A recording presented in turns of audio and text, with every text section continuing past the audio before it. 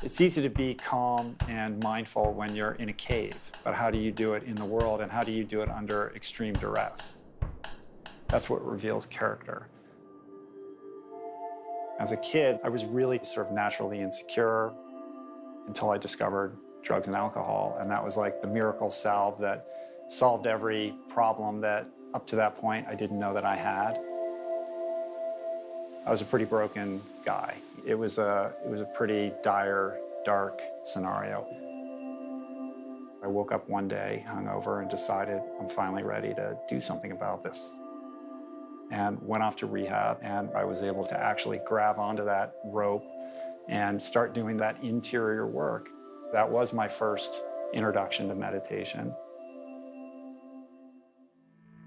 I had this moment walking up these steps late one night where I had to pause, and I had tightness in my chest and sweat on my brow and really fear in my heart that I was on the precipice of a very serious heart issue, and it scared me. And that began the process of me once again reconfiguring my life. I became amazed at how resilient the human body is, because for so many years I had beaten myself up with drugs and alcohol and fast food and workaholism and you name it. And I realized that if my body could bounce back this quickly from all the terrible treatment that I've given it for most of my life, like, what is it really capable of? That's what introduced me to Ultraman.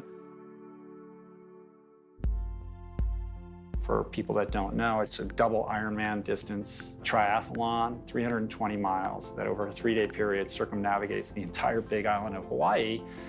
It's insane. It's very easy to get freaked out and think, oh my gosh, I can't do this. Who am I kidding? Or this is too painful. I want to just stop. So a race like Ultraman, it's crucial to be able to anchor yourself in the present moment. You have to be able to let go of what just happened and what is in your near future and focus on what is happening right now. And the more you can do that, then all of that fear kind of evaporates. Your thinking mind is that pesky guy on your shoulder who's trying to talk you out of everything.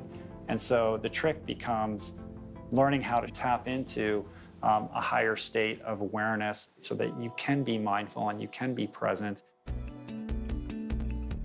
And that's the place you want to be in as an athlete, because that's when you're completely centered and focused.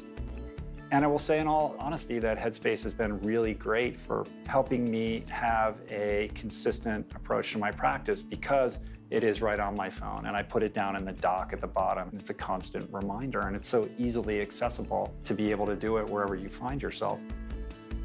For somebody who's beginning to meditate, 5 minutes might seem like an eternity. And that's what I experienced during this training. Like, I could get to a place where a 7-hour ride didn't feel like that long. And that's really a mental practice. Yes, there's physical discomfort and the training is athletic and physical, but truly a race like Ultraman all comes down to your mental, emotional, and spiritual state. And that is really the defining characteristic that would define any champion in that regard.